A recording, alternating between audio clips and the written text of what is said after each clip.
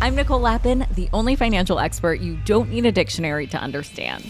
It's time for some money rehab.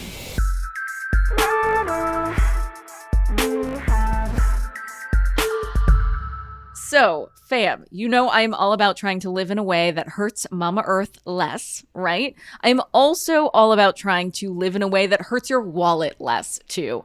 And those aren't always compatible. Take clothing, for example. Some recycled materials are harder to process, which makes them more expensive to manufacture and therefore drives the price point higher. That's the reality, but I also think it's pretty overhyped. There's actually a lot of overlap in the actions that protect your wallet and the environment. And today I'm going to give you 5 tips to get you exploring that shaded part of the Venn diagram.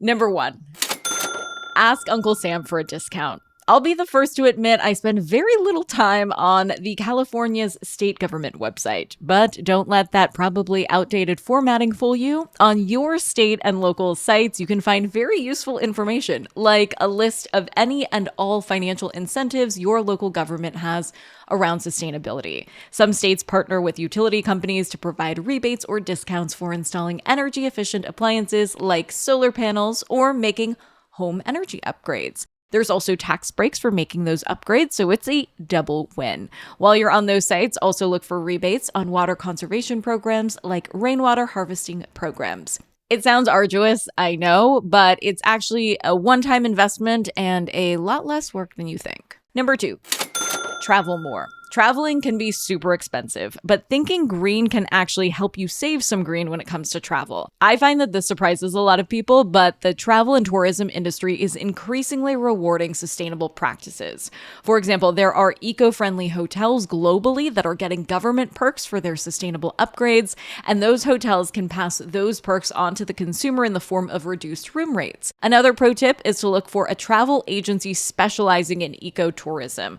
I know using a travel agency sounds very fancy, but some agencies actually help you save money, so it's an investment that does pay dividends, kind of like a wedding planner or a financial advisor. So if you decide to go this route, find a travel agency that A, specializes in ecotourism, and B, provides discounts for travel experiences that give back to the environment, like wildlife conservation trips or sustainable community visits. And you can even benefit from these perks while you travel. Some airlines and travel companies allow you to offset your carbon emissions by contributing to reforestation programs or renewable energy initiatives like Delta and JetBlue, to name a couple. Number 3.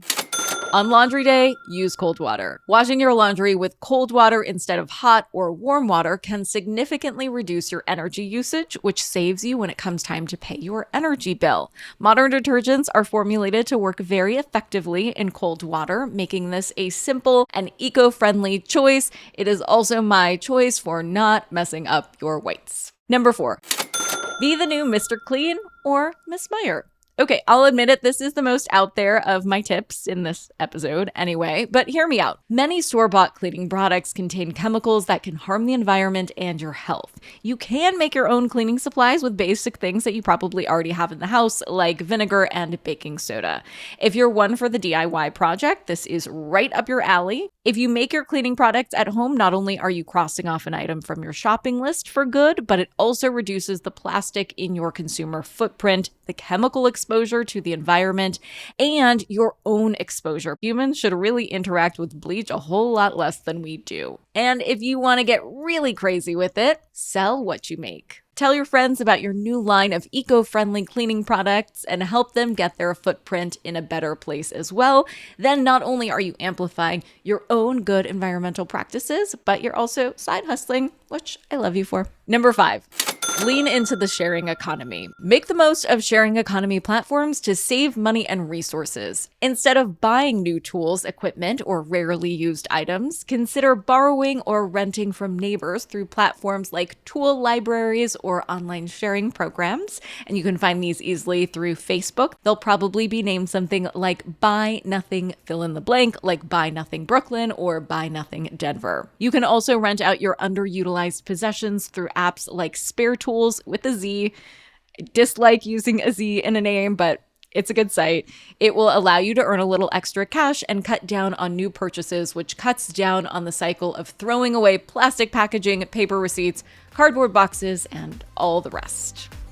For today's tip you can take straight to the bank. You can also invest sustainably too. I did an episode recently on how to put together an environmentally friendly investing strategy, which I have linked in the show notes. Money Rehab is a production of Money News Network. I'm your host, Nicole Lappin. Money Rehab's executive producer is Morgan Lavoie. Our researcher is Emily Holmes. Do you need some money rehab? And let's be honest, we all do. So email us your money questions, moneyrehab@moneynewsnetwork.com, to potentially have your questions answered on the show or even have a one-on-one intervention with me. And follow us on Instagram @moneynews and TikTok @moneynewsnetwork for exclusive video content. And lastly, thank you. No, seriously, thank you. Thank you for listening and for investing in yourself, which is the most important investment you can make.